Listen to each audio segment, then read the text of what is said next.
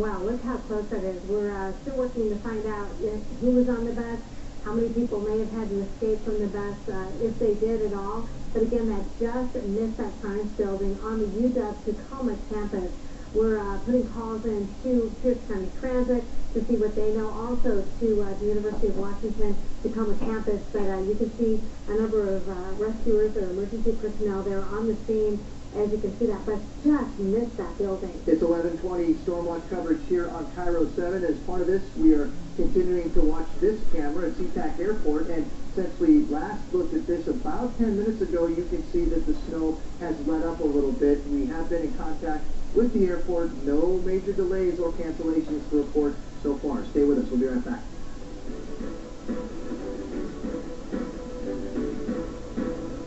If you've been seriously injured, here is reason number 2 why you should call the Bernard Law Group. Our attorneys have recovered over $400 million for our injured clients. Call the Bernard Law Group at 1-800-INJURED for a free consultation.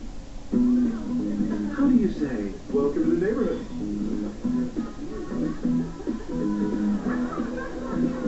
How do you say? Can you believe it's been 20 years since college? Malcolm says you're special, like Boursin, a creamy, crumbly blend of real cheese and savory herbs. Boursin makes any moment more memorable, even if you're saying, I'm gonna have to kids tonight. how do you say Boursin? Next, entertainment tonight. Bristol, Kyle, Jennifer, the backstage tension, the conspiracy theory. Does Bristol have an unfair advantage? Plus, Kate Gosselin's back on the ET stage. Hours skating with the Stars correspondent.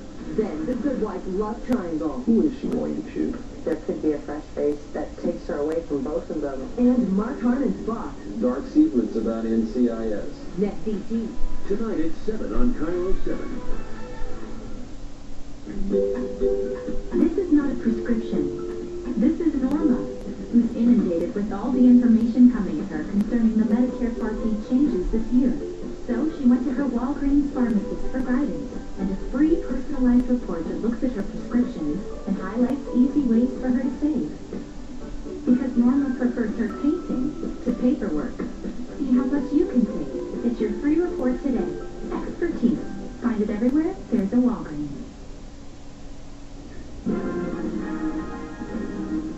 11:22 Cairo 7 special report of a weather event as considerable snow moves across western Washington, and probably the most dramatic picture that we've been able to bring you yet in our live coverage since we've been on the air at 4 o'clock this morning is this Pierce County bus incident. This is on the UW-Tacoma campus, and that bus you see right there barely missed the science building. Isn't that something to see? You've heard over and over again how slippery it is out there. You can see from these pictures that there's snow and ice on the ground there, but this bus barely missed the sciences building at the UW-Tacoma. We're working to try to get more information on who was on the bus, if there were any passengers. We do know that the escape trap at the top of the door at the top of the bus is open. You can see rescuers there on the side. We're working to find out, if anybody was on the bus besides the bus driver. Our Rick Price is racing to the scene right now. He is a photographer. As soon as they get there, they'll be able to give us a little more information on the ground from everything that's happening here. Unfortunately, we can't tell you if anyone was on this bus. We're working to get that information just as soon as we can. We do know that this bus missed the science building on the UW-Tacoma campus. We've been telling you about the schools that are closed today and the schools that are deciding to close early. We're scrolling through those at the bottom of your screen, and I've noticed there have been a lot more of the college campuses, the community college campuses, that have decided to close early today and just cancel their classes. Also, a lot of the other public school districts and private schools are closing early because of the weather situation, because as Sam Marduke's been telling us, we have all this snow out here now, and we have all these problems on the roads, and things are getting even colder. Shoreline School District just scrolled through the school district itself, not community college, but Shoreline schools are going to be dismissing early. Lots of superintendents watching these weather conditions change moment by moment outside, and then when you factor in the idea that it is only going to get colder and only going to get windier, and you can see why these decisions are being made to try and get the kids home early. Look at this. This is State Route 16, Tacoma Narrows Bridge. Now, the snow's let up in this particular picture, but you can see the backup has not let up. There are several vehicles sitting alongside the road. Let's go to Sam Argier, who has the latest on what's happening with all of the weather and how the worst may be yet to come. Sam? No, absolutely, Julie. You guys said it right. We're not out of the woods yet with this storm. In fact, things will get a little hairier as we head into the afternoon hours. Not only are we looking at more snow, but heavy, strong wind is looking to pick up this afternoon, specifically through some areas that are covered in just a sec, and also getting colder in the coming hours. So looking at Storm Tracker, still very active outside. Tacoma and Olympia getting a break right now. The snow was steady, though, the last 2 hours, so still a lot on the road. Downtown Seattle seeing persistent snowfall that stretches over to Bellevue, up to Kirkland right now, and this is moving farther to the north. So areas like Kenmore, you're going to see it next. We've been timing it out throughout the morning since 4 a.m. 11:35 Kenmore, Bothell 11:39 Mill Creek, 11:54 increasing snow for your neighborhood. Want to tilt the view and take a look at Snohomish County. North of Beverly has some light snow. We got a couple calls into our newsroom from Whidbey Island. It's coming down around Whidbey Island, also to the north into the Lippet Peninsula. Port Townsend to swim. Areas like Port Angeles seeing the heavy snow.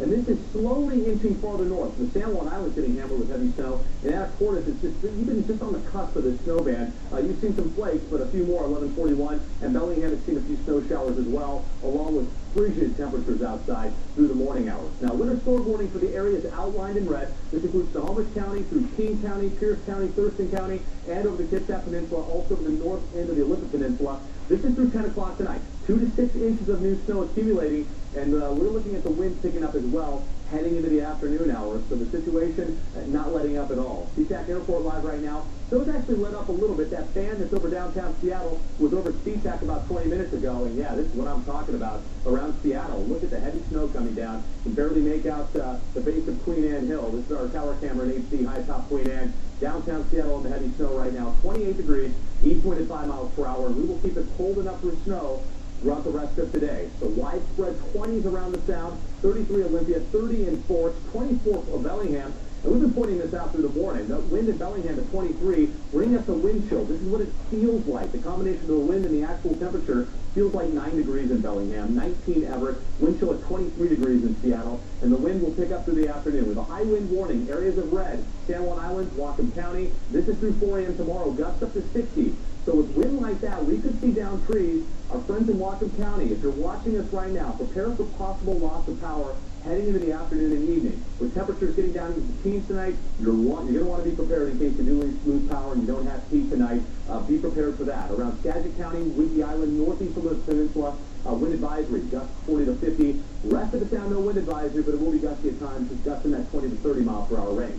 Satellite image, area of low pressure. It has been slowly moving south through the morning. In fact, it'll be moving over our area this afternoon, so that's why we're looking at increased snow. And as that low moves south of us, yeah, we're going to get that reinforcing shot of cold air blowing into western Washington, and it's going to get very gusty this afternoon. So here's our latest computer models. This just came in. This update's for our noon newscast that's coming up, but I want to give you guys a sneak peek at it. As these models get closer to the event, as we start seeing the storm develop, these models pick up a lot better on how much snow we're looking at, and the new model a lot more active with snowfall through the afternoon hours. You can follow along with the top left-hand corner of the screen. 1 p.m., widespread snow continues. Through 7 p.m. tonight, it's going to be persistent Everett southward, even until later on, 11 o'clock, another band looking to develop over Everett and Seattle.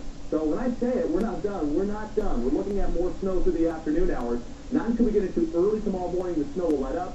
We'll get a dry break tomorrow, but the coldest air is still to come. That starts rolling in tonight and tomorrow. So the breakdown looks like this. Down to 20 degrees tonight. Tomorrow, dry day. We'll actually get some sunshine, but the high temperature only going to 30 degrees. So a lot of ice will be around tomorrow. Down to 19 degrees Tuesday night. And then on Wednesday, we have a warm front moving in that's going to move more moisture over us. But here's the drill. The cold air will still be in place. So we're looking to start things out as snow on Wednesday before turning over to rain, 36 degrees the high. And then finally, by the holiday, Thanksgiving, we are looking at plain rain, and showers will continue with mid to low 40s through the upcoming weekend. We're going to keep an eye on those winds because they will be the big story heading into the afternoon hours. We'll keep you updated with weather throughout the morning and afternoon. But first, get over to Jenny. She's been really busy in the traffic center, getting you the best routes to your destination. Good morning. Yes, Sam. Usually it's to get you to work in the mornings. We plan your commute for you so you can be stress-free. But I have a feeling a lot of you are at work watching this trying to get home, or your loved ones are at work and you're going to call them up. I-5 here, as you go through the CPAC area, we have a truck that just spun off the off-ramp here. So if you're getting on and off-ramp, they're still extremely slick in several places. We have new alerts coming up all the time. Then going out to State Route 99, the First Avenue South Bridge, I wanted to show you this one because we looked at this camera about 20 minutes ago, and it actually looks pretty good. But as Sam said, that snow has now come in and it's sticking on the roadways if you're commuting from the airport through to downtown Seattle or maybe south end of West Seattle. You're in and getting on State Route 99. That's how your conditions are right now. Once you get downtown, we are seeing the flakes again. Look at this, flowing through the I-5 at Holgate Street. Camera volumes aren't too bad though as you go through this area. Now the big trouble spot, that's down in Pierce County. So we have Trooper Brandy Kessler on the phone with us right now. And Trooper Kessler, what do you want the people to know about right now? Hi, Jenny. Yeah, State Route 16 right now is probably the worst, I'd say, between Tacoma and Gig Harbor. We have a jet semi blocking the road. There's several crashes happening in that area, cars in the ditch. And so if they can avoid that area if possible, that would be best for that area.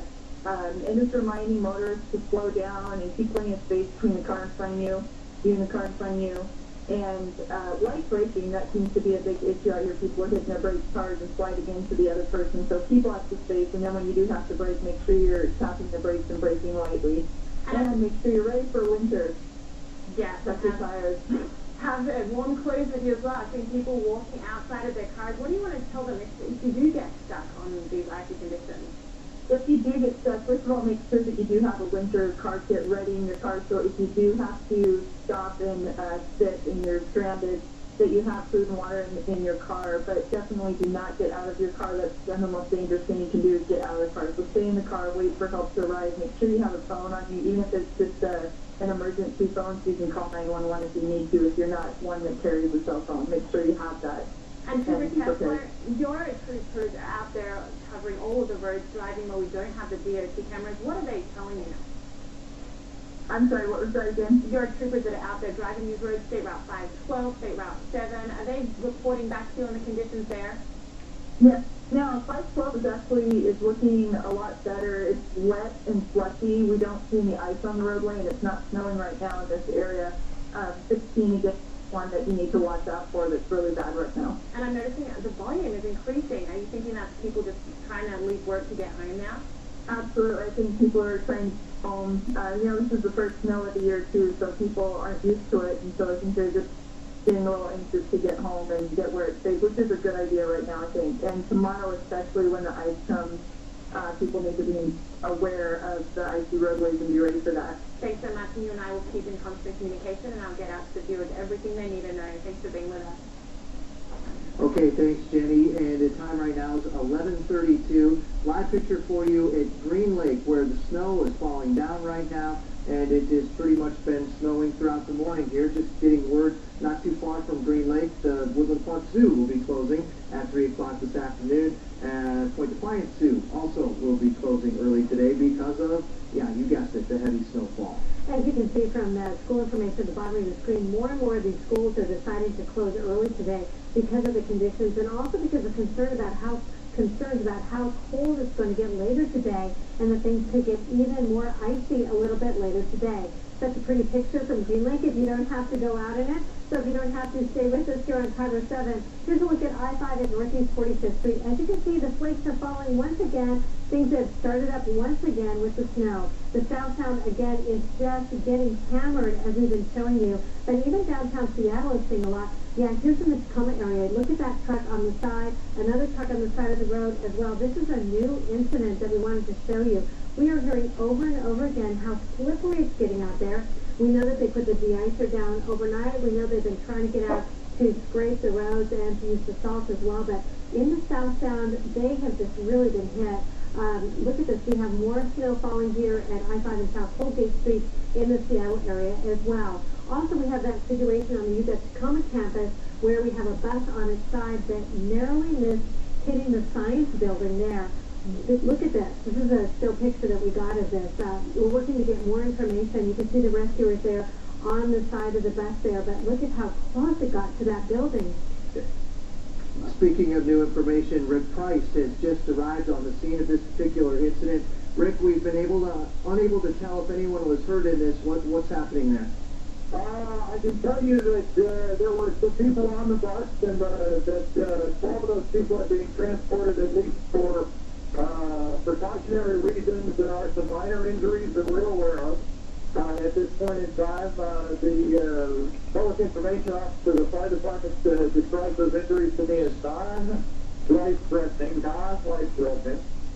What happened was the bus was apparently coming down Jefferson, which is a very steep hill, hit an icy slippery patch at the bottom. It's a steep skid mark on that side of the road.